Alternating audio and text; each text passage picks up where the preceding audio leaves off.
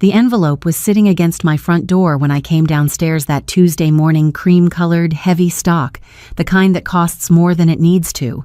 I almost stepped over it. I didn't. I picked it up, set it on the kitchen counter, and finished making my coffee. Ground the beans the way I always do. Wiped the counter twice. Then I stood there and looked at it like it owed me something.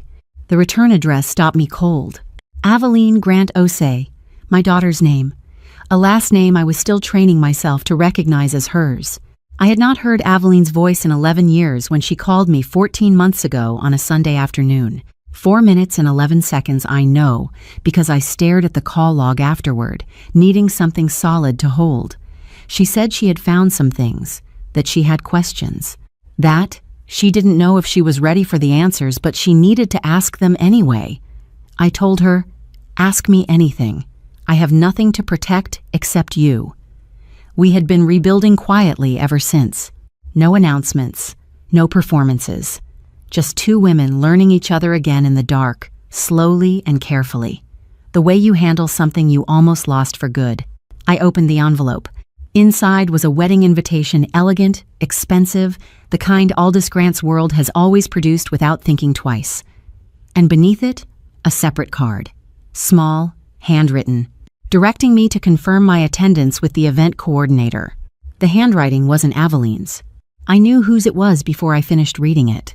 The loop on the capital C, the same loop I had seen on a Christmas card Aveline forwarded me 2 years ago without a single word of explanation. Tyra Grant, Aldous' wife. She had written this card herself, by hand, and placed it in my daughter's wedding invitation. I set it down. I picked up my coffee. I thought about what that meant, not what it felt like, what it meant. There is a difference. I learned that difference the hard way, a long time ago. My name is Corinna Voss. I am 51 years old. I run a financial advisory firm I built from nothing, in a city that did not make it easy, during years that did not ask my permission before arriving. I notice things. I have always noticed things. What took me longer to learn, what cost me more than I will spend the rest of my life calculating, is that noticing and acting are two entirely different skills. I know them both now. Before I go any further, if you're watching this, drop a comment and tell me what time it is, where you are, and what city you're watching from. I want to know who's in this with me tonight. I picked up my phone and called the number on the card. The coordinator answered on the second ring, professional, pleasant, the voice of a woman doing her job carefully. I confirmed my attendance. She asked for the name. I gave it. Then she asked, "And will you be attending alone?" "No," I said. "There will be 2 of us." The pause that followed was less than 3 seconds. But I have spent my entire adult life learning to read what lives inside a pause. This one told me everything, that the seating had already been arranged, that my name had already been discussed, and that the number 2 was not what anyone on that end of the phone had been prepared for. "Of course," she said. "We'll make note of that." I thanked her. I ended the call. I set my phone face down on the counter and stood in my kitchen in the silence that followed. Aldous Grant had no idea what he had just put into motion. I want to tell you who I was before any of this happened, because the story you are about to hear has been told by other people for long enough. I was 26. Not naive. I had worked too hard for too long to be naive. Not desperate. I had my own income, my own clients, my own direction. I was open, genuinely, completely open in the way that a woman is before the world gives her sufficient reason not to be. I had a communications degree, a full-time position at a marketing firm in Midtown, and a freelance brand consulting practice I was building quietly on weekends. 3 clients, a rate sheet, a 5-year plan written in a notebook I still have somewhere. I brought all of that into my marriage to Aldous Grant. What his family decided about me had nothing to do with any of it. It started at a Sunday dinner. 6 weeks into my relationship with Aldous, before the engagement, before any of the permanence, his mother made a comment. She was passing the bread when she said it, almost warmly, about women who had a talent for finding comfort they hadn't earned. She wasn't looking at me. She didn't need to. The comment landed exactly where it was aimed. His sisters picked it up after that. Not aggressively, that was never the Grant family's style. It was always subtle. A question about my apartment that lingered a beat too long. A particular silence after I mentioned a new client. held just long enough to communicate everything without saying a word. At Thanksgiving, at Christmas, at a cousin's birthday in Buckhead. Consistent, quiet, deliberate. Then Carrington Grant said it plainly. 1 week before the engagement, he looked at his son and said, "Make sure she signs something." Aldous told me. He came home and left the prenuptial agreement on the kitchen counter without a word and stood in the doorway watching me read it. I understood what was happening. I understood that the choice I made in the next 24 hours would define what kind of woman I was in this family's eyes and possibly in my husband's. I signed it because I had nothing to hide and everything to prove. My name on that document meant, "Look at me. I am not here for what you think I am here for." I believed that clarity would be enough. I believed that evidence dismantled accusation. I was wrong. The morning after I signed, Aldous folded the agreement into an envelope and took it to his father's office himself. He didn't tell me that. I found out 2 years into the marriage from one of his sisters, delivered as a compliment. Daddy was so relieved. I smiled. I filed it. What I didn't understand then, what took me years and one devastating morning in a parking garage to fully absorb, is that the accusation was never about evidence. Evidence doesn't threaten a narrative that was never built on facts. The Grant family had decided who I was before I arrived, and every document I signed, every dinner I attended, every year I gave to that marriage became material they folded into the story they had already written. The prenuptial agreement didn't clear my name. It just gave them something official to point to when they divided what was mine from what was his, and made sure the line fell exactly where they needed it to. I brought my degree, my plan, my clients, and everything I had into that marriage. I left with the legal minimum, and not one of them lost a night of sleep over it. He filed on a Wednesday. I was in a client meeting on the 14th floor of a building on Peachtree Street when it happened a freelance project I had kept running quietly through the marriage because some part of me, the part that paid attention, had always understood that I might need it. The process server found me in the parking garage afterward. I remember the specific cold of the concrete pillar I leaned against while I read the first page, the way the paper felt in my hands, the way the garage sounds, engines, distant voices kept going like nothing had changed. I read it twice, then I folded it, put it in my bag, and drove home. Aldous was not there. He had moved into a hotel 3 days earlier, citing space, citing pressure, citing the kind of language that means nothing and covers everything. I had not known the papers were coming. That was the point. His side had 3 attorneys, 2 paralegals, and a forensic accountant whose specific job was to examine my freelance income and reframe it as marital asset concealment. I want you to understand what that means. They took the money I had earned independently, before and during the marriage, the money I had disclosed fully, and constructed a legal argument that I had been hiding it, not because the argument was true, because they had the resources to make a judge spend time on it, and time in a courtroom costs money, and they knew exactly how much money I had. My attorney was a sole practitioner I found through a coworker's referral. Competent, genuinely competent, and completely outgunned by a team that had been preparing this filing for months while I was still sleeping in the same house as my husband. The prenuptial agreement held that much went in my favor. My freelance income was verifiably mine, and the document said so clearly, but the marital accounts, the joint assets, the equity we had built together. Over 6 years, that division went through a process that the court approved, and that I knew, sitting in that courtroom, was not what fairness looked like. It was what a sufficiently resourced legal team could produce when the other side couldn't afford to fight every motion. The house was his. The accounts were split in a way that left me functional but not stable. The forensic accountant's report was ultimately dismissed, but not before it cost my attorney 2 weeks of response time and me 2 weeks of fees I could not recover. At one point, Aldis's lead attorney leaned across the table during a settlement discussion and said, with complete professionalism and zero warmth, "Miss Voss, the agreement you signed was quite clear about the scope of your entitlements." He said entitlements the way people say it when they want the word to sting. I looked at him. I looked at Aldous, who was studying the table. I said nothing. I filed that moment away. I did not cry in that building. I did not give that room anything it could use.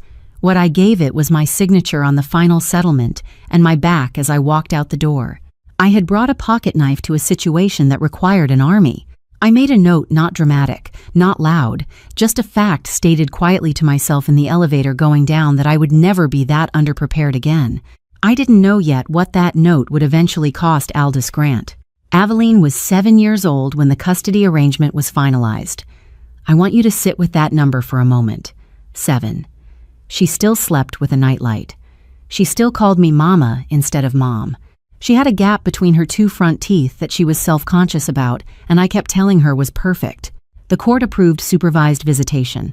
His attorney had drafted the language neutral on the surface, precise underneath. Supervised meant a court-approved third-party monitor had to be present at every visit. The monitor had to be submitted for approval. Approval took 6 weeks each time I submitted a name. By the time the paperwork cleared, the visit window had passed. Then the process started again. I filed 3 motions in the first year alone. I was working, the freelance income had survived the divorce, but it was inconsistent, and legal fees are not. By the second year, I had spent everything I had set aside. My attorney withdrew when the retainer ran out. For 4 months, I represented myself, drafting motions at Patricia's kitchen table at night after working all day, submitting paperwork. I wasn't trained to file into a system that was not designed for women who couldn't afford to stay in it. During those 4 months, Aldous relocated. He took Aveline 2 hours north, still within Georgia, which made it legal under an existing order that contained no geographic restriction. His attorney had known that omission was there. Mine had not known to close it. I filed a modification request the week I found out. It was heard 14 months later. By then, Aveline was 9. She had been living for over a year in a house where my absence had been explained to her in language a 9-year-old could absorb and a 30-year-old would recognize as deliberate construction. The calls became harder after the move. The pauses in Aveline's voice shifted not in the way children grow, but in the way children learn to be careful. She stopped asking me questions she used to ask. She started saying, "I have to go," before the conversation found its natural end. I noticed every change and said nothing about any of them, because I understood, even then, that pushing would only accelerate what was already happening. The last real call was on a Thursday evening in October. She was 10. She said, "Mama, do you still think about me?" I told her there had not been a single day. She said, "Okay," in a voice that didn't sound like okay at all. Then she said she had homework, and that was the last time I heard her call me Mama. 6 weeks later, the calls stopped entirely. I filed again. The case moved slowly. When Aveline was 11, a court-appointed guardian ad litem interviewed her and submitted a report stating that she did not wish to have visits with her mother. That statement from a child who had spent 4 years inside one side of a story was treated as informed preference. It shaped every ruling that followed. The court never terminated my parental rights. It simply declined to enforce them, which, if you have ever been on the receiving end of that distinction, you know is not a distinction at all. I drove home from that final hearing and sat in my car in the dark for a long time, not crying, just accounting, adding up what had been taken and what it had cost and what, if anything, was left. There was something left. Not much, but enough. The custody case closed on a Tuesday. By Friday, I was sleeping on Patricia's fold-out couch in Decatur with 2 duffel bags beside me and a legal file box under the coffee table that I could not bring myself to unpack yet. Patricia never made me explain anything twice. She didn't sit me down for a conversation about timelines or boundaries or how long I planned to stay. She moved the spare room furniture into storage, pulled the fold-out open, laid clean sheets across it and said, "Bathroom's yours until 7. After that, we negotiate like grown women." That was it. No pity, no performance, just space being made for me before I had enough pride left to refuse it. I had 3 freelance clients left after the divorce, 2 small retainers, and 1 inconsistent contract that paid late often enough to feel personal. I worked from Patricia's kitchen table every morning starting at 6 before she woke up, before traffic thickened outside, before the neighborhood had fully decided what kind of day it intended to become. When I needed to print proposals or court filings, I walked to the Decatur library because I did not own a printer anymore. The first week I told myself it was temporary. By the third week, I stopped narrating it and simply carried my documents in a canvas tote like it had always been my routine. One afternoon, it started raining halfway there. Not dramatic movie rain. Georgia rain. Thick, irritating rain that turns sidewalks slick and soaks the bottoms of your pants first. I stood under the awning of a closed barber shop holding a stack of custody paperwork inside my jacket while water ran down the back of my neck. And for the first time since the divorce, I broke. Not loudly. I just slid down against the brick wall and cried into my sleeve because one of the papers inside the folder had Aveline's name on it beside the phrase custodial preference interview, and all I could think was, she is 10 years old, and strangers are deciding whether she still belongs to me. A man came out of the laundromat next door, carrying a basket of folded clothes. He looked at me once, took off his baseball cap, and held it over the folder so the papers wouldn't get wet while I pulled myself together. He didn't ask questions. That kindness almost made it worse. I thanked him. He nodded once and walked away. I stayed there another minute before standing back up and continuing to the library because the filing deadline still existed whether I was crying or not. That was the thing nobody explains about survival. The paperwork keeps moving, rent keeps moving, deadlines keep moving. Grief does not pause the machinery of ordinary life. You either move with it or get crushed underneath it. So I moved. At night, after Patricia went to bed, I let myself grieve properly. That became the arrangement I made with myself. The days belonged to the work, and the nights belonged to whatever I couldn't carry into the morning. I thought about Aveline constantly. The gap between her front teeth. The way she used to drag the last syllable of mama when she wanted my attention. The final phone call. The strange carefulness in her voice near the end, like somebody standing too close beside her while she spoke. One night, around 2 a.m, I walked quietly into Patricia's kitchen because I couldn't sleep and found myself opening the refrigerator 3 separate times without taking anything out. Patricia came in wearing her robe and looked at me for about half a second before saying, "You trying to find peace in my refrigerator, baby?" I laughed so suddenly it turned into crying again. She crossed the kitchen, wrapped both arms around me, and held me there while I shook against her shoulder, trying not to make noise. "I don't know how to stop missing her," I said into her robe. Patricia rubbed my back once. "You don't," she said quietly. "You just learn how to carry it without dropping yourself too." That sentence stayed with me. I did not drink. I did not disappear into anything that would cost me my mornings. I had seen too many women survive the original wound and then lose themselves trying to numb what followed after. So I got up every day and worked. Not healed, not inspired, just moving. By the 4th month, I landed a 4th client, a small restaurant group needing brand positioning work. The retainer wasn't impressive, but it arrived on time, and at that stage of my life, consistency felt holier than ambition. I ran my numbers 3 nights in a row before allowing myself to believe them. Then I called about a studio apartment in East Atlanta I had been watching for almost a month. It was still available. I signed the lease on a Friday afternoon. The apartment was empty when they handed me the keys. Bare floors, no curtains, no furniture, only the echo of my own footsteps and the faint smell of fresh paint trying unsuccessfully to cover old age. I sat down in the middle of the floor and looked around for a long time. Not crying, not praying, just understanding. This was the bottom of what I would allow, not a motivational speech. Not a declaration to the universe, just a quiet fact I needed to say honestly to myself in an empty room so I would remember it later if life ever became comfortable enough to make me forget. Then I stood back up, locked the apartment door behind me, and drove to Walmart to buy an air mattress and the cheapest set of dishes they had on the shelf. The second year looked like nothing from the outside. No announcements, no dramatic comeback story. No moment where the music swells and everybody suddenly realizes the woman they underestimated is secretly rebuilding an empire in silence.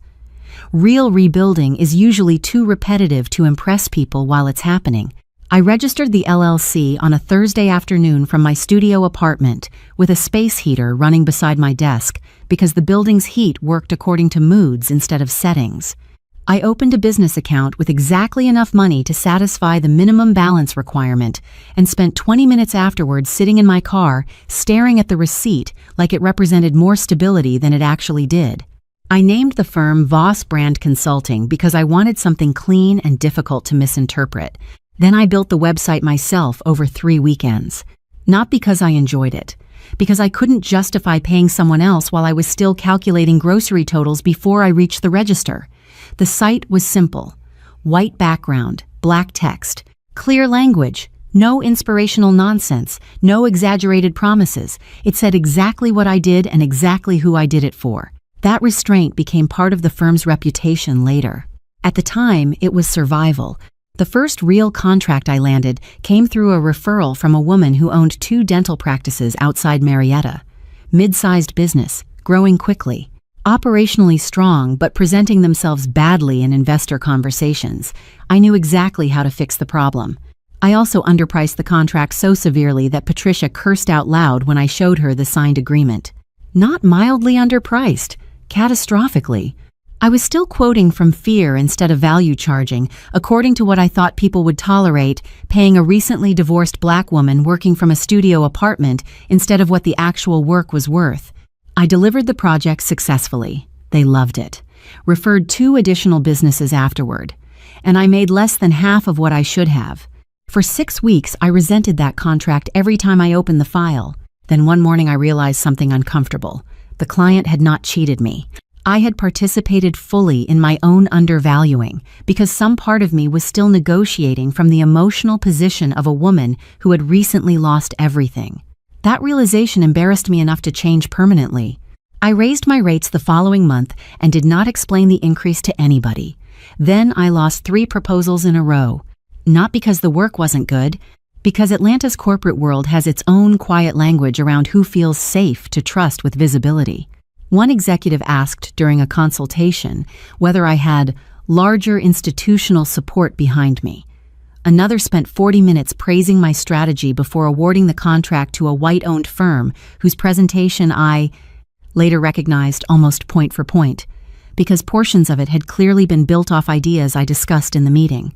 The third rejection arrived by email at 11:12 on a Thursday night. Wonderful insights. We just decided to go in another direction. I sat on the edge of my bed staring at that sentence while my rent notice sat unopened beside me on the nightstand. For about 15 minutes, I seriously considered shutting the company down, not emotionally, logistically. I opened my laptop and started calculating what kind of salaried position I could realistically get after the gap the divorce years had created in my resume. What health insurance would cost, whether I could quietly dissolve the LLC before the next quarterly filing fees hit. Then my phone buzzed.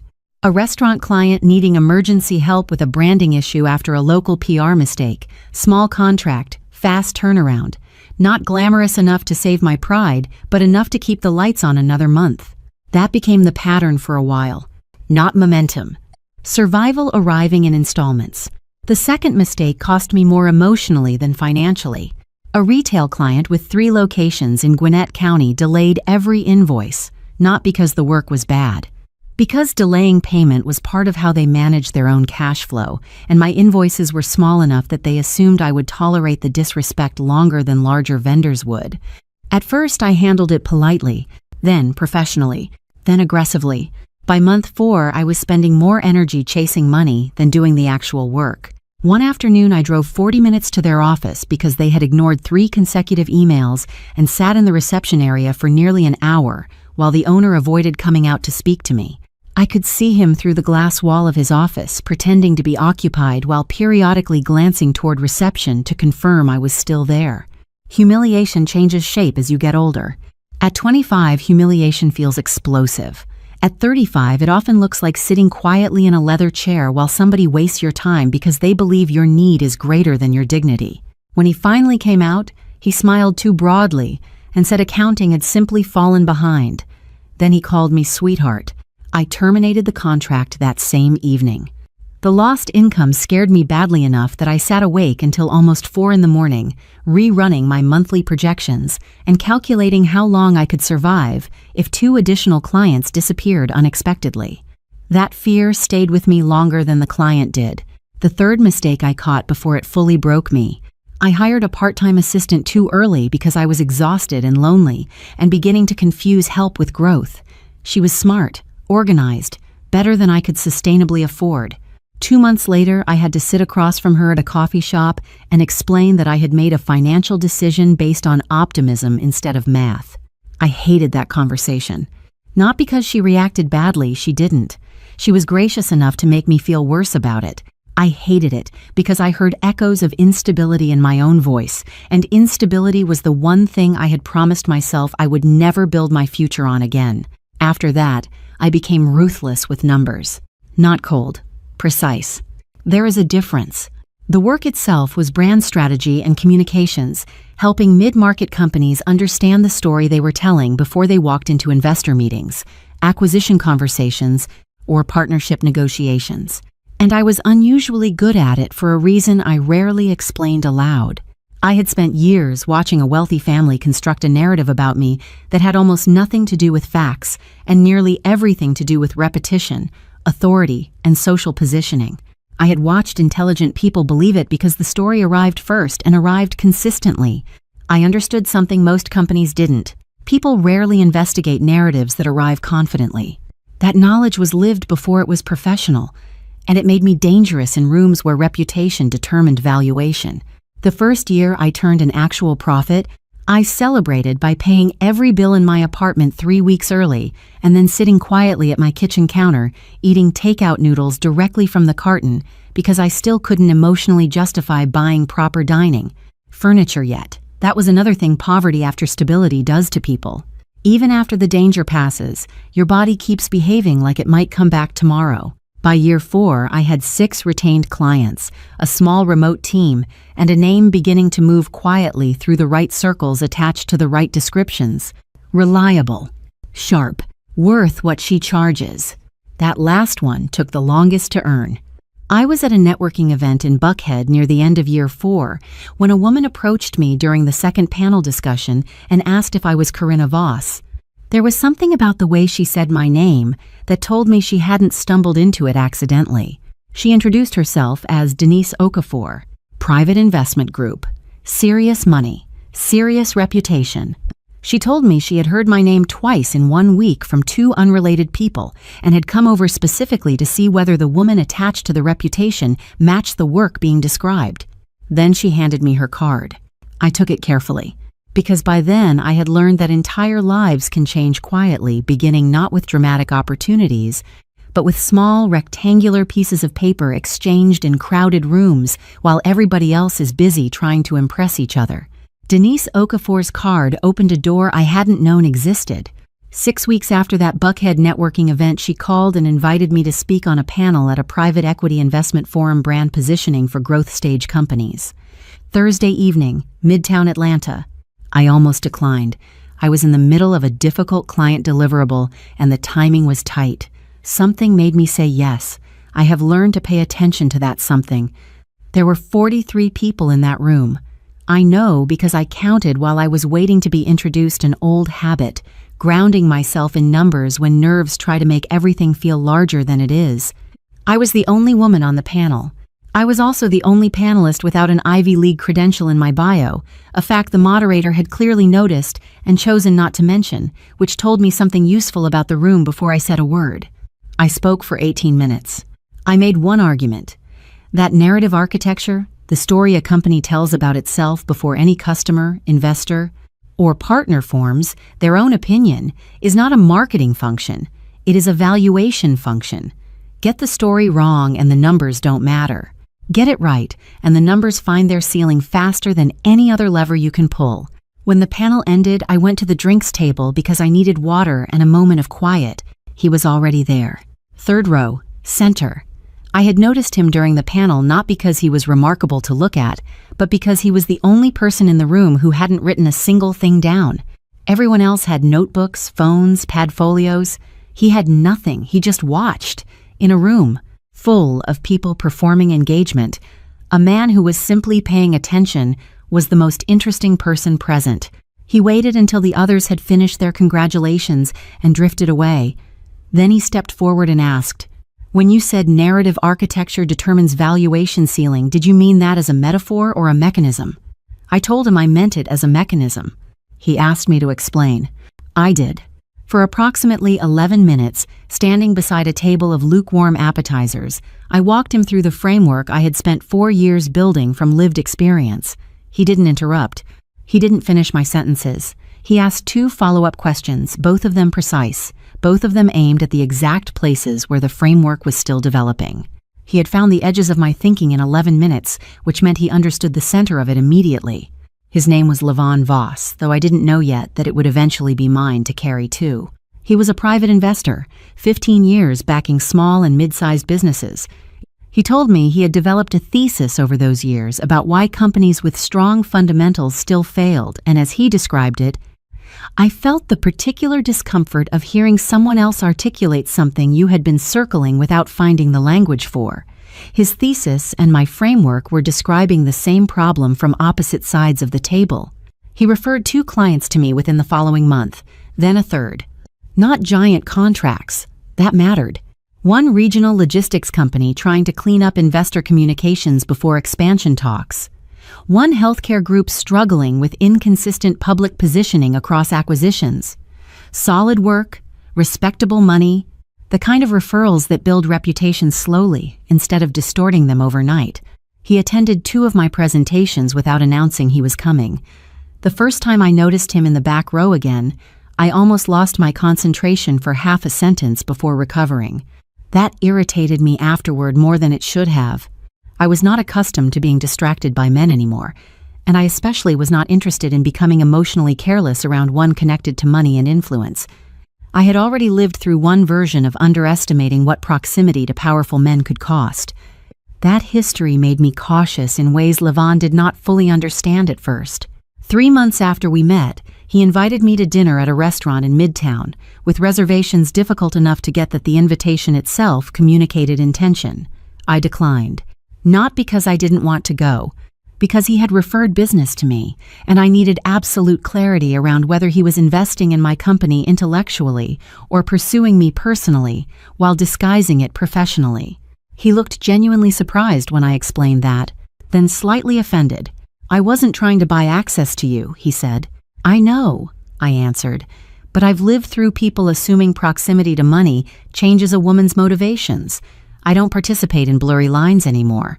That landed harder than I intended. For a moment, his expression closed slightly, not anger, not defensiveness exactly, but the reaction of a man unused to having his intentions filtered through someone else's old wounds. We did not speak for 9 days afterward, except through one brief email about a client introduction. I thought perhaps I had ended whatever was beginning before it fully started. Then he called on a Tuesday evening and said, "You were right about the blurry lines." I stayed quiet. He continued, "I was thinking about it from my perspective instead of yours." That sentence mattered more to me than the apology underneath it. Most people apologize by defending themselves more carefully. Very few stop long enough to reconsider the architecture of the situation itself. After that, things shifted. Not faster. Safer. We started meeting intentionally outside business settings. Coffee first, then dinners, then long conversations after events where both of us kept lingering near the exit long after everyone else had gone home. And gradually I realized something unnerving. Levon listened the same way he invested. Patiently, without performance, looking for structural truth underneath presentation. When he finally told me I was underpricing my work not as a suggestion, as a specific analysis of the clients I was attracting versus the clients I needed, I resisted him immediately, not outwardly, internally, because increasing my rate still triggered something old in me, fear that people would decide I had overestimated my value, fear that opportunities would disappear the moment I stopped sounding grateful to receive them. Levon listened to me explain all of that over dinner one night. Then he said quietly, "Corinna, you've built your pricing around surviving rejection instead of identifying value." I went home angry with him. Not because he was wrong, because he was precise. 3 weeks later, I raised my rates anyway. 2 clients left within 60 days. I panicked privately and almost lowered them again. Levon told me not to. That conversation turned into our first real argument. I accused him unfairly of giving advice from the emotional safety of a man who had never worried about whether groceries and dignity could survive in the same monthly budget. He went very still after I said that. Then he answered carefully, You think I don't understand risk because I don't perform anxiety the way you do. That shut me up immediately because it was true. I had mistaken steadiness for distance. 3 months later, the higher-paying clients arrived. Better clients, faster payers, cleaner contracts, businesses that negotiated strategically instead of desperately. And for the first time since the divorce, I started experiencing something emotionally unfamiliar. Margin, not wealth. Breathing room. The personal developed the way honest things do. Slowly, with full information. Neither of us pretended we weren't paying attention. We married on a Tuesday morning. A judge. 2 witnesses. Lunch afterward at a small restaurant in Inman Park we had been quietly returning to since the 2nd month we knew each other. No announcement. No expensive photography package. No carefully branded happiness for public consumption. We had already decided what we were to each other long before the paperwork arrived. The ceremony simply caught the law up to the truth. I kept my name, Corinna Voss, the name attached to the firm, my mother's maiden name, the name I rebuilt myself under after the divorce. Levon understood that immediately, and without requiring a conversation about it, which told me once again that I had chosen correctly.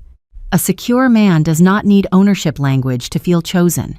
By then, the company had evolved beyond what I originally imagined while sitting on Patricia's fold-out couch with a borrowed laptop and 4 inconsistent clients.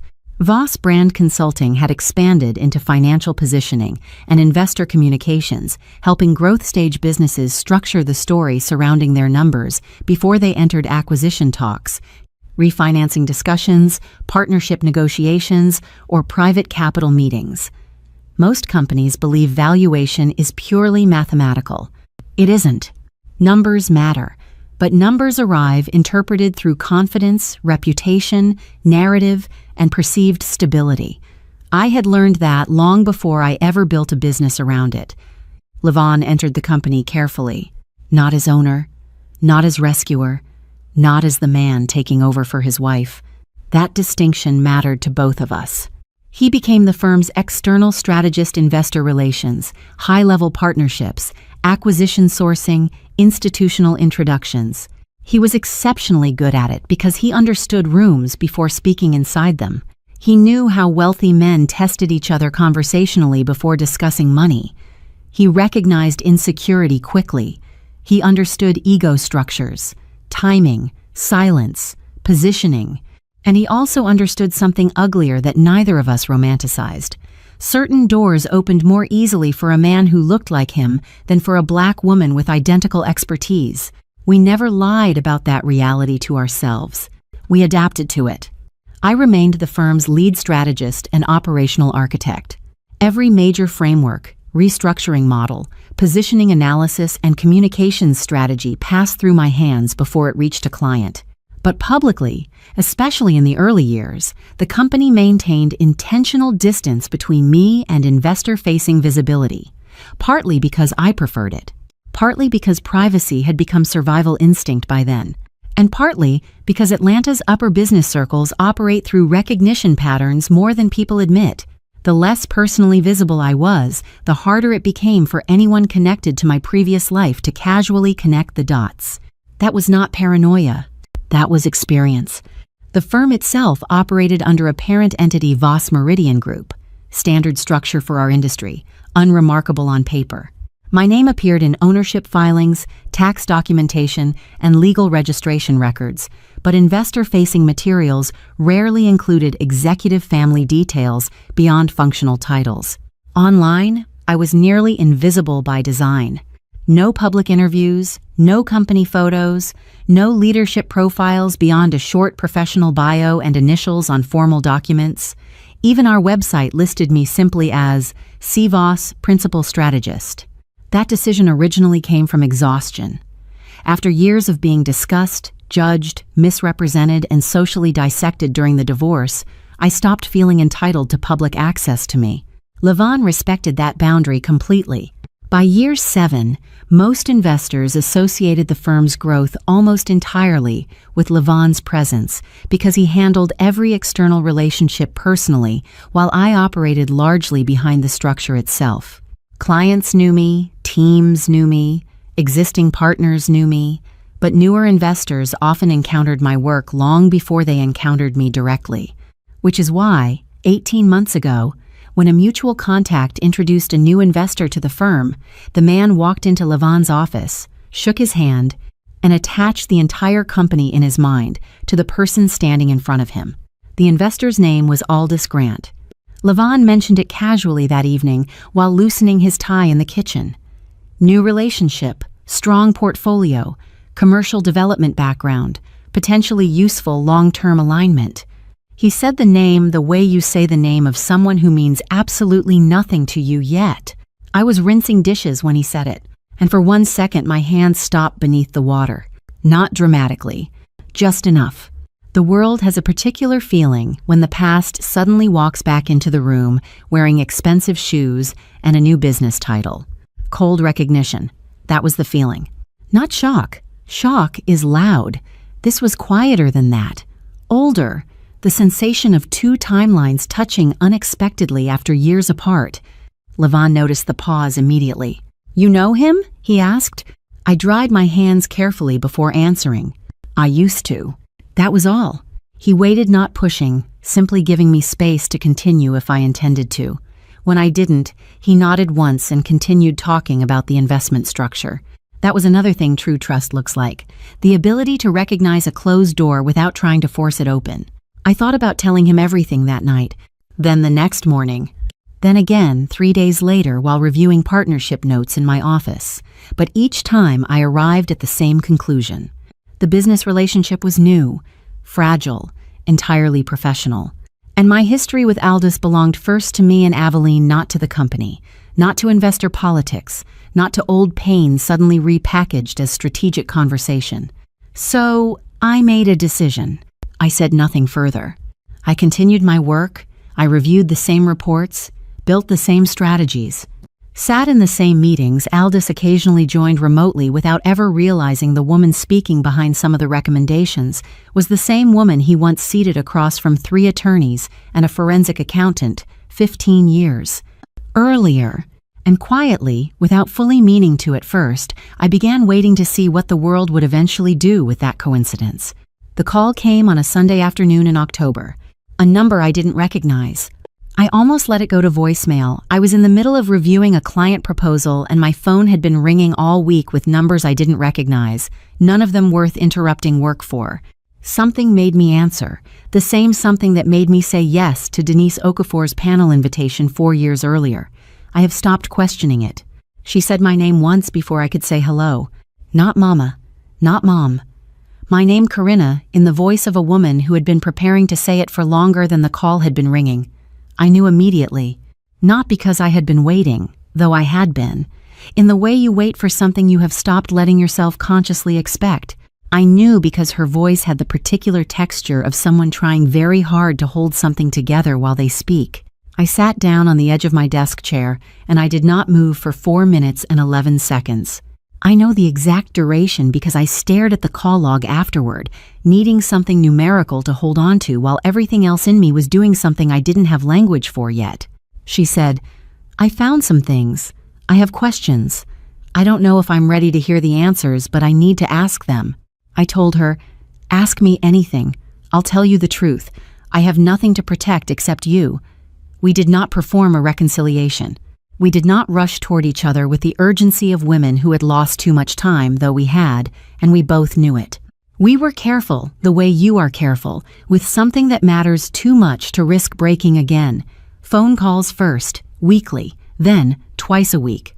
Then, whenever one of us had something to say that couldn't wait for the scheduled time, she asked me everything. About the custody arrangement, about the motions I had filed, about the phone calls that stopped. Some of her questions arrived gently, and some of them arrived like an accusation she hadn't meant to make. And I answered all of them the same way, with only what I could document, only what I knew to be true, and nothing designed to influence her conclusion. I did not speak badly of Aldous. I did not need to. The facts, stated plainly, were sufficient. In the 5th month, she told me she had found the court filings. She had pulled them herself. I don't know how long it took her or what it cost her emotionally to read them, and I didn't ask. She simply said, You kept filing even when you didn't have a lawyer." I told her yes. She was quiet for a moment. Then she moved on to her next question, and I understood that the quietness had been its own kind of answer. In the 8th month, she said, "You never changed your story." I said, "I never had to." What she found over those months was not a woman who had survived dramatically. She found someone precise, consistent, someone who had been telling the same version of events for 15 years because there had only ever been one version. I think that consistency unsettled her in ways she was still working through because it meant something about the version she had been given instead. I did not tell her about Aldous and the firm. The reconnection was new and it was fragile, and it belonged entirely to the two of us. She was not a variable in anything. She was never a variable. She was the whole point. What she would do with everything she was learning, that was a question I carried quietly into every week that followed. The venue was exactly the kind of place Aldous Grant's world had always respected. Private estate property outside Atlanta. Manicured hedges trimmed with mathematical precision. Valet attendants in black gloves. White floral installations tall enough to require scaffolding. The kind of wedding where money is not displayed loudly because everyone present already understands how much everything costs. I arrived 40 minutes before the ceremony in a car I had arranged myself, wearing a deep bronze silk dress I bought 3 weeks earlier and never once reconsidered afterward. I was not nervous. I want to be exact about that. Not because I was performing composure, but because I had spent 14 months preparing emotionally for every possible version of this day. Joy, discomfort, rejection, distance, polite humiliation, genuine reconciliation. I had walked myself mentally through all of it long before stepping onto the property. The coordinator met me near the entrance. Young, efficient, beautiful posture. The careful professionalism of a woman managing an expensive event where every mistake becomes visible immediately. She smiled when I gave my name. Then her eyes flicked downward toward the seating chart in her hand, and I saw it the smallest hesitation before recovery. Less than a second. But enough. Someone had briefed her. She knew exactly who I was, and she knew exactly where I had been placed. As we crossed the reception hall, I read the room the same way I read every room, structurally first, emotionally second. Sightlines, hierarchy, table positioning, traffic flow, visibility. Physical space always tells the truth before people do. The head table sat elevated beneath a suspended floral installation near the center of the room. Immediate family positioned close. Business associates clustered strategically nearby. Old Money Atlanta arranged itself exactly the way Old Money Atlanta always arranges itself, proximity functioning as social language. My table sat at the very back, not merely far away, separated. A round table for 8 positioned directly beside the service corridor leading into the catering kitchen. Servers moved in and out, carrying trays through a narrow side opening less than 4 feet away. Every few seconds, the swinging door pushed open behind me with the metallic sounds of plates, staff instructions, and kitchen traffic spilling briefly into the reception before disappearing again. The catering station itself sat to my left. Not hidden enough to deny intention. Not obvious enough to publicly criticize. Just precise enough to communicate. This is where we decided you belong. 3 people were already seated there. An elderly couple dressed carefully in church-quality formal wear who looked like somebody's distant relatives from Alabama, and a younger woman scrolling her phone with the expression of someone who understood immediately she had been politically misplaced. The coordinator pulled out my chair. Then, very softly, with the cautious tone of someone trying to avoid responsibility for a decision she didn't make, she said, "If you need anything during service, the staff entrance is right there for convenience." Convenience. There are words wealthy people use when they want cruelty to survive inspection. I looked directly at her. Not angrily. That would have embarrassed the wrong person. The poor girl hadn't chosen the seating chart. She was simply the unfortunate employee assigned to deliver it. So I smiled gently and said, "How thoughtful." Relief moved visibly across her face. She left almost immediately afterward. I sat down slowly and placed my clutch on the table. Then I looked around the room again. 60-something tables stretched between me and the front of the reception hall. Every important guest positioned closer to Aveline and Aldous than I was. The distance wasn't logistical, it was architectural, deliberate enough that no one familiar with event politics could mistake what they were looking at. And the thing that struck me most wasn't the insult itself, it was the confidence behind it. Aldous hadn't even attempted neutrality. No symbolic compromise table, no careful ambiguity, no plausible deniability. After 15 years, he still believed he understood exactly how small I could be made to feel. That realization settled over me with surprising clarity. Not pain. Information. The elderly woman across from me gave me the kind smile older women give each other when they recognize discomfort but understand dignity well enough not to expose it publicly. "Beautiful wedding," she said quietly. "It is," I answered honestly. Because it was. Aveline deserved beauty. None of this was her fault. At that exact moment, one of the servers pushed through the side corridor carrying champagne glasses, nearly brushing the back of my chair hard enough to make the younger woman beside me flinch. Then another server came through. Then another. An endless stream of movement surrounding the table like we had been seated inside the machinery of the reception instead of the reception itself. The younger woman finally muttered under her breath, "They really buried this table back here." I almost smiled. Not because it was funny. Because honesty arriving accidentally is sometimes the purest kind. I reached calmly for my phone beneath the tablecloth.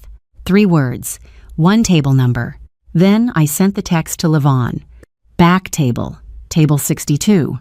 A few seconds later, my screen lit up. On my way. I placed the phone face down on the white linen and picked up my water glass. Across the room, I could see Aldous moving between guests near the center of the reception with the relaxed confidence of a man completely certain the evening was unfolding according to plan. I watched him for one quiet moment. Then I began counting exactly how long I intended to remain seated where he had placed me. The answer was 31 minutes. 31 minutes. That was exactly how long I remained seated at table 62 between the catering corridor and the kitchen traffic before I stood up, picked up my clutch, and walked calmly out of the reception hall through the side entrance without explaining myself to anyone. The younger woman at the table looked relieved for me when I left. The elderly woman looked unsurprised. Outside, the evening air was cooler than I expected. Georgia humidity settling low over the estate grounds, the sound of distant music spilling faintly through the walls behind me, while valet attendants moved expensive cars beneath strings of warm lights. Levon arrived 9 minutes later. Black sedan, dark suit, no tie. The same silver watch he had worn for years, and the same expression he carried whenever he walked into a situation already fully informed. He stepped out, looked at me once from head to toe, and said, "Table 62?" I nodded. His jaw shifted very slightly. That was the closest thing Levon Voss ever came to visible anger. He didn't ask if I wanted to leave, didn't ask if I was all right, didn't ask me to calm down because he knew immediately that I wasn't upset in the way people expect women to be upset after humiliation. I was clear. There is a difference. He held out his arm, and together we walked back toward the entrance. Not dramatically, not fast. Just 2 married people returning to a wedding reception. Inside, the event had settled into full movement by then. Ceremony finished. Champagne flowing.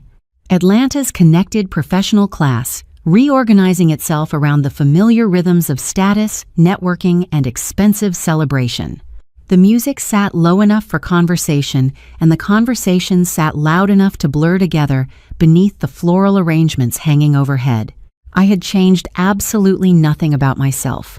Same bronze dress, same shoes, same pearl earrings, same lipstick. I had not gone to repair anything because nothing about me required repair. I had simply gone to get my husband. And suddenly the room felt different walking back into it beside him. Not because people recognized me, because some of them recognized him. That distinction mattered. Not everyone in the room knew Levon Voss on sight. This wasn't a celebrity entrance. Most people near the dance floor barely looked up at all. A few younger guests continued talking without interruption. One woman near the bar glanced at us and immediately returned to her phone. But the people who mattered in that specific professional ecosystem noticed. and more importantly, other people notice them noticing. That was how rooms like this actually shifted. Not all at once. In ripples. I watched it happen in real time as we crossed the room. Small pauses in conversation. Double takes. Quick recalculations behind polite expressions. Men who had ignored my arrival entirely 31 minutes earlier now subtly straightening as Levon passed. Women quietly following him with their eyes, trying to place why the woman beside him suddenly mattered. Near the investor tables, one man leaned toward another and murmured something while glancing in our direction. Across the room, an older developer I vaguely recognized stopped mid-conversation after recognizing Levon, then looked at me a second time with visible confusion. Rooms shift long before words do, and powerful rooms shift fastest around recognized men. Levon never tightened his arm around mine possessively, never performed protection. He simply walked beside me with the relaxed confidence of someone completely secure in where he belonged. That steadiness did more damage than anger would have. I saw Aldous before he saw us. He stood near the center of the reception hall, exactly where a man like him naturally positions himself at events like this, near influence, near opportunity, near the people most useful to know publicly. Two men stood with him. Marcus Delavan, commercial developer, old Atlanta money, and Raymond Osei, corporate attorney, whose firm had crossed ours twice in the past 2 years. Aldous was laughing when I first saw him, relaxed, comfortable, fully inhabiting the evening he believed he controlled. Then Raymond noticed Levon first. His expression shifted immediately, recognition arriving fast enough that Aldous turned automatically to follow his line of sight. Then everything changed. Aldous recognized Levon instantly. I watched his posture adjust before his face did. His hand started upward for a greeting. The smile arrived halfway. Then his eyes moved to me and stopped. Not dramatically. That was the important part. No movie reaction, no public scene, just visible interruption. The hand froze halfway between waist and chest level. The smile failed before completion. And for one very clean second, Aldous Grant looked like a man whose brain had reached information his body had not yet caught up to. Beside him, Raymond Osei turned fully toward Levon with immediate warmth. "Levon," he said, extending his hand, "I didn't know you were connected to the family." Connected to the family. I felt the sentence land before anyone answered it. Levon shook his hand calmly. Then, with complete ease, he said, "My wife is the bride's mother." Silence. Not loud silence. Not theatrical silence. The far more dangerous kind. Professional silence. The kind where educated people instantly begin reorganizing previous assumptions internally while pretending nothing has changed externally. Marcus Delavan blinked once and looked at me again longer this time. Not recognition exactly. Recalculation. A woman standing nearby turned subtly toward us after hearing the word wife. Another man near the bar glanced over because Raymond Osei had stopped speaking mid-conversation. Across the room, somebody whispered Levon's name quietly enough that I barely caught it over the music. The realization spread unevenly, which made it more believable. And then I watched Aldous. That was the moment his face finally lost color. Not because I had arrived with a wealthy man, because the room had just learned two things simultaneously. First, the woman seated beside the service corridor 31 minutes earlier was married to one of the most respected investors in the room. Second, that investor had publicly identified himself beside her without hesitation, which meant the seating arrangement no longer looked like quiet family awkwardness. It looked intentional. And wealthy rooms are very sensitive to intentional disrespect once the target becomes socially valuable. Aldous understood that immediately. Not everyone in the room understood yet, but enough of the right people did. And in rooms built on perception, enough is all it takes. I held his gaze for one brief moment. No smile, no anger, no triumph, just recognition. Then I turned slightly toward Levon and said something small and ordinary about the flowers near the dance floor. He laughed softly, and together we continued walking deeper into the reception while conversation slowly restarted behind us in fragments. I did not need to look back to know Aldous's hand had lowered back to his side unfinished, or that for the first time all evening, he no longer fully controlled the room he paid for. He found us at the bar 20 minutes into the reception. I had known he would. A man like Aldous Grant does not absorb a disruption and stay still, he moves toward it, because movement feels like control, and control is the only language he has ever been fluent in. I watched him cross the room from my peripheral vision, watched him straighten his jacket once before he reached us. That single gesture told me everything about the state he was actually in beneath the composure he was performing. He greeted Levon first. Handshake warm, grip practiced, the full eye contact of a man reminding another man that their relationship has value and he intends to protect it. They exchanged 4 sentences about something I didn't track because I was watching Aldous's jaw the way it was working slightly harder than the conversation required. Then he turned to me. "Corinna." He said my name the way you say a word you haven't spoken aloud in years carefully, like he was checking whether it still meant what it used to. I said, "Aldous, congratulations. Aveline is absolutely beautiful today." I meant it. I meant every word of it. And I said it with the full warmth of a woman who had nothing in her hands, no agenda, no weapon, no performance. Just a mother at her daughter's wedding, saying a true thing to the man who had done everything in his power to make sure she would never be in this room. That warmth was the most unsettling thing I could have offered him. I understood that. A cold response he could have categorized. Anger he could have managed. What he could not manage was a woman who was completely, immovably fine. He tried to find the register for the conversation. I watched him attempt it in real time, the slight repositioning of his weight, the glance at Levon that was looking for something. Some signal about what had been said and what had been shared and how much damage control the evening was going to require. Levon gave him nothing. Not coldly. Levon was never cold. He simply stood beside me with the relaxed attention of a man who had already read the room completely and had decided the most powerful thing he could do was absolutely nothing. Aldous tried once more. He said something about the venue, how well everything had come together, how proud he was of Aveline. I agreed. I said she had always had exceptional taste. I watched that land. Then Marcus Delavan approached from behind Aldous's left shoulder, the developer from earlier, coming to continue a conversation Aldous had clearly been in the middle of when we entered. He stopped when he saw Levon. His face opened into genuine recognition, the warmth of a man greeting someone he actually respects. "Levan, I didn't know you'd be here." "Family occasion," Levon said simply. He put his hand briefly at the small of my back. "You know my wife." The word landed in the space between all 4 of us like something solid. Aldous's eyes moved to me, then to Levon, then to Marcus Delavan, who was smiling at me with the uncomplicated warmth of someone who had no idea what he had just walked into. I smiled back at Marcus. Aldous said nothing.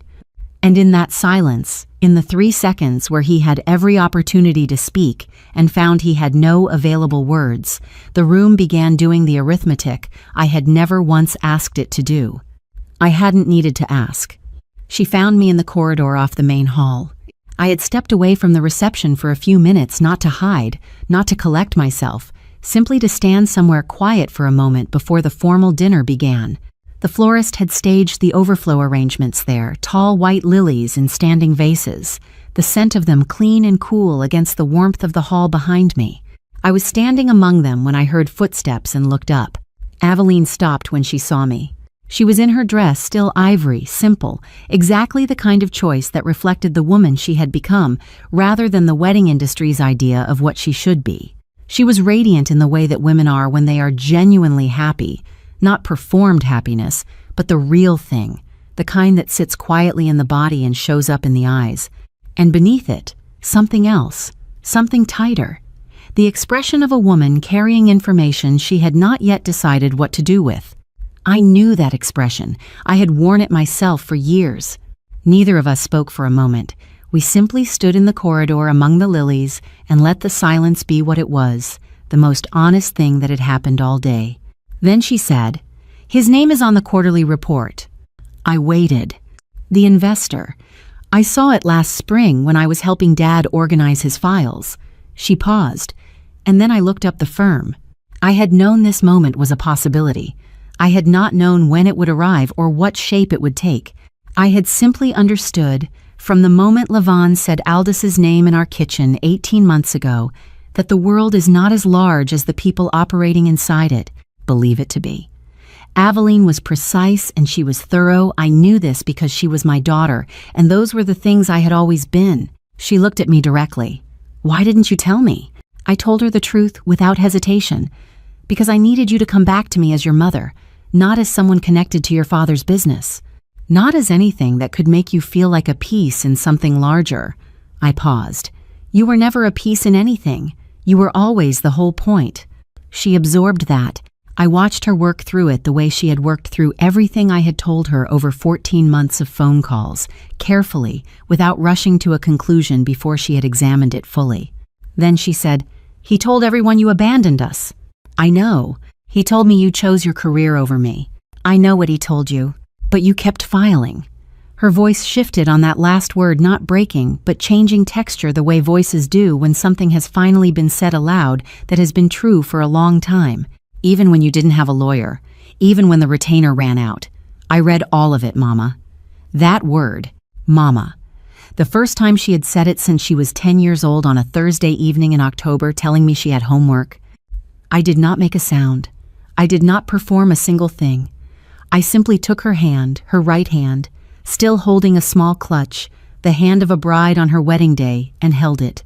She let me.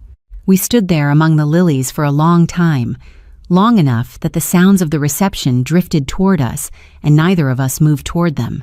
Then she said quietly, almost to herself, "I need to think about what happens next."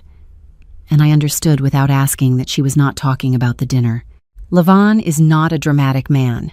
In 15 years of private investment, he had dissolved partnerships, withdrawn capital, blocked acquisitions, and quietly stepped away from arrangements other people believed were untouchable, and he had done all of it without raising his voice once. His stillness was never passivity. That was the mistake people made when they first met him. Stillness in disciplined people is usually calculation. He simply did not move until he knew exactly where the movement would land. The Monday after the wedding, he was at his desk by 7. I know because I was at mine. Neither of us discussed what happened at the reception on the drive home that night, not because it didn't matter, because by that point we had spent 15 years building a marriage where understanding did not always require conversation. He knew exactly what Table 62 meant, and I knew exactly what kind of man he became once somebody deliberately humiliated his wife in public after shaking his hand professionally for over a year. At 9:43 Monday morning, our legal counsel sent a formal letter to Aldis Grant's office. 2 paragraphs. No emotion, no accusations, no mention of the wedding, no mention of me. The letter stated that Voss Meridian Group was initiating a strategic review of all active investment relationships connected to Grant Development Holdings and requested a meeting regarding the orderly evaluation of associated partnership obligations. Clean language, professional language, the kind of language that terrifies experienced businessmen precisely because it sounds calm. Aldis's attorney called that afternoon. Levon took the call in his office with the door partially closed. I could hear his voice occasionally through the glass, low, even, unhurried. He never repeated himself during difficult conversations. That was another thing I admired about him. When the call ended 9 minutes later, he stepped into my office holding a legal pad. "He's trying to buy time," he said simply. That was all. No anger, no speech, just information. There was never a version of events where the review did not move forward.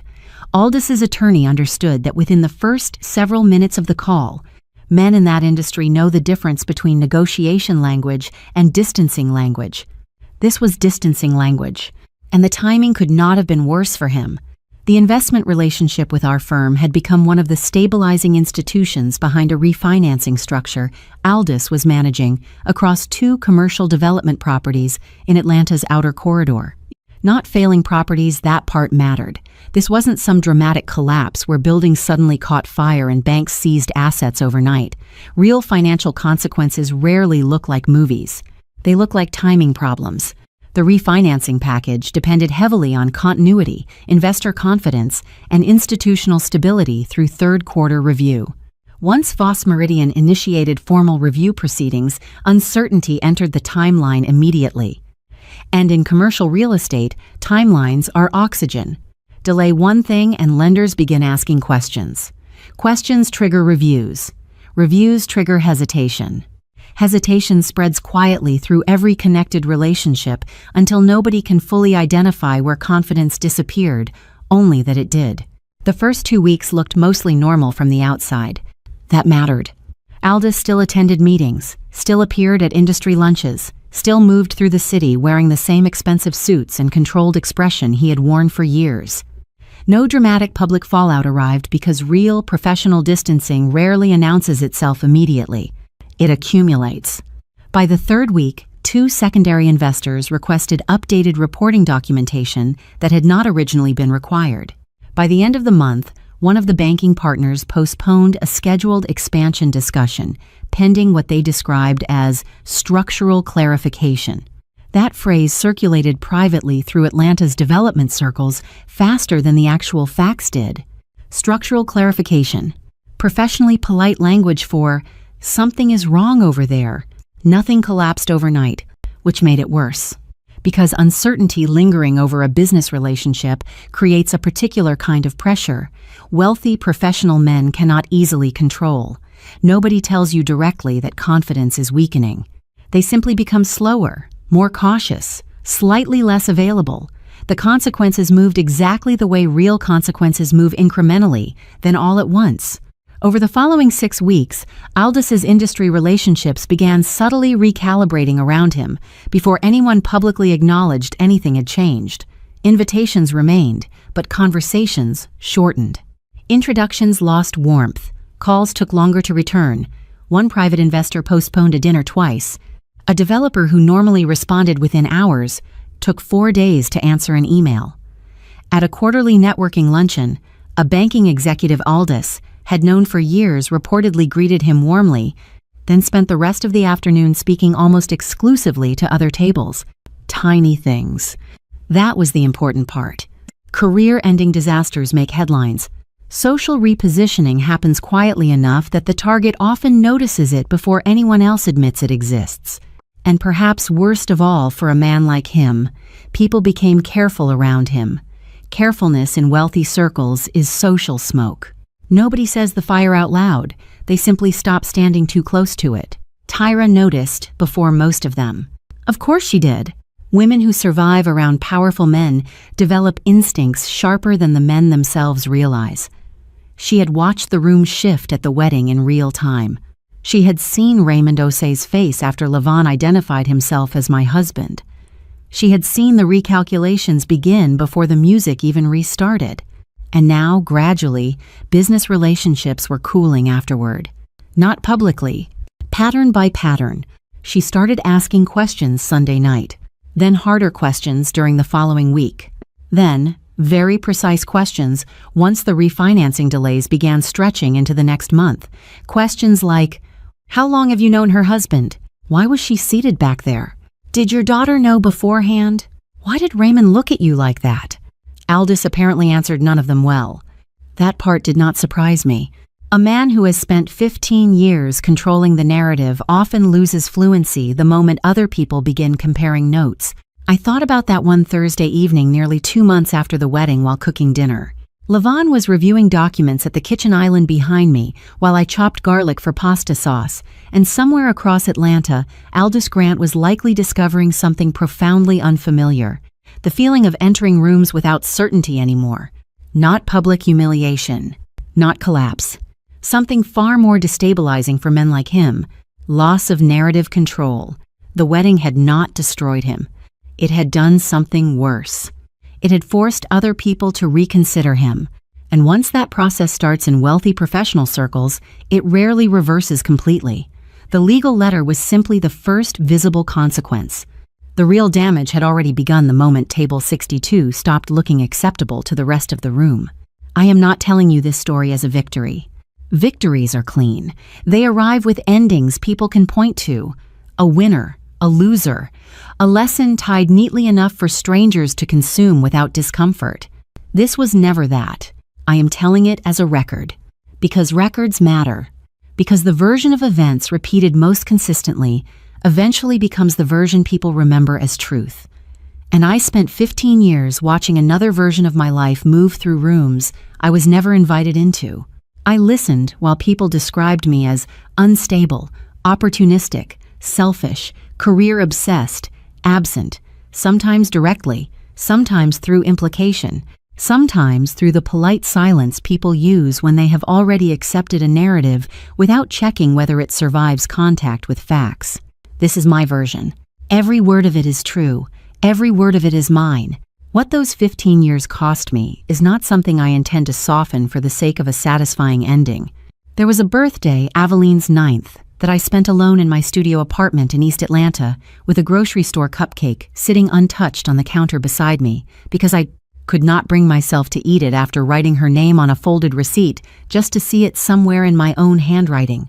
Not because I had lost my mind, because grief becomes strange when nobody else around you acknowledges the loss exists.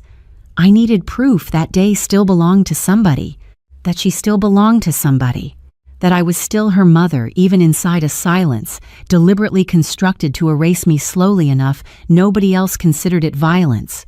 That kind of grief does not disappear when life improves. It becomes structural, load-bearing, present in every room whether visible or not. I carried it through every client meeting, every filed motion, every late invoice, every networking event where I smiled professionally, while privately calculating whether I could afford groceries and legal paperwork in the same month. I carry it still. But what I built during those years is real too, and I refuse to minimize that either. A company that grew from Patricia's kitchen table into rooms powerful enough that the same kind of people who once dismissed me now listen carefully when my firm speaks. A reputation attached to words like precise, trusted, valuable. A marriage built on full information instead of performance. The kind of trust that only develops between two people who chose each other with both eyes open and no illusions left to protect them. And my daughter, 22 years old, radiant in ivory, standing among white lilies in a corridor outside her own wedding reception, looking at me with my own face and saying the word mama for the first time in 12 years. That word cost her something. I know it did. Children raised inside a manufactured narrative do not untangle themselves from it without consequence. Discovering the truth about one parent often means re-examining the other, and there is no painless way for a daughter to realize portions of her childhood were built around omissions, strategic framing, and selective memory. I never asked her to hate Aldous. I still don't. Whatever exists between them now belongs to them. What I asked for, the only thing I have ever truly asked for, was the opportunity to stand in front of my daughter as myself, instead of somebody else's edited version of me. And eventually, she gave me that chance. The rest we will learn slowly. The healthy way. 3 weeks after the wedding, she called me on a Tuesday evening while I was leaving the office. Nothing dramatic happened in the conversation. That mattered too. No speeches, no emotional collapse, no cinematic apology for lost years. Nobody could actually return to us. She simply asked if I wanted to have dinner Sunday. Just us. I sat in my car afterward for a long time with the engine off and my hand still resting on the steering wheel because healing, when it finally arrives honestly, is often much quieter than pain. Sunday came. We met at a small Italian restaurant in Midtown where nobody recognized either of us, and the lighting was dim enough to make the entire room feel softer around the edges. She told me about her honeymoon. I told her Patricia was finally considering retirement. At one point, she laughed with her entire body the way she used to as a little girl before she learned carefulness. Then, near the end of dinner, she reached into her purse and handed me a photograph. Aveline at 6 years old, sitting on my lap in Piedmont Park with both of us squinting into the sun. I found it in one of Dad's storage boxes, she said quietly. I don't think he realized he still had it. I held that picture carefully all the way home. Not because it repaired anything, because it proved something survived. Aldous Grant did not make me. I want to say that clearly because men like him often believe they become the defining event in every woman's story connected to them. He was not the architect of who I became. He was a man who filed papers on a Wednesday, hired expensive attorneys, moved 2 hours north using loopholes my lawyer didn't know to close, and allowed a distorted story about me to circulate for 15 years because the distortion benefited him socially, financially, and emotionally.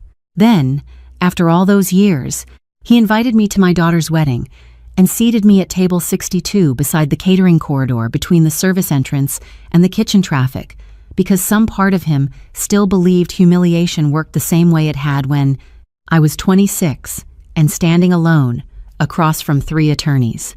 That was his mistake. Not the table, the assumption underneath it.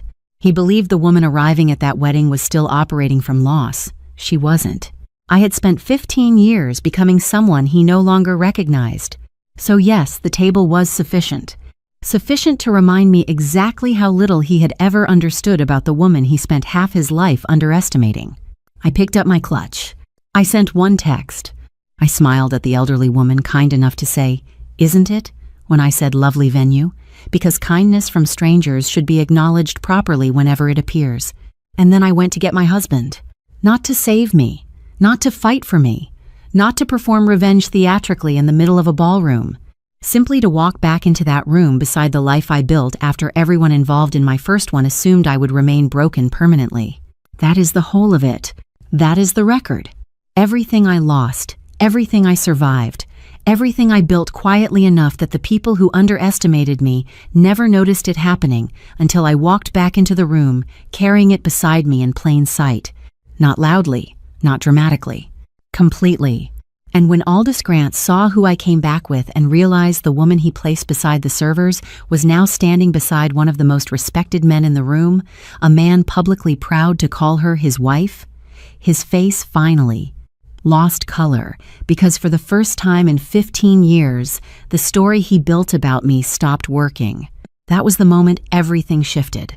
Not because I destroyed him, because the room finally saw me correctly.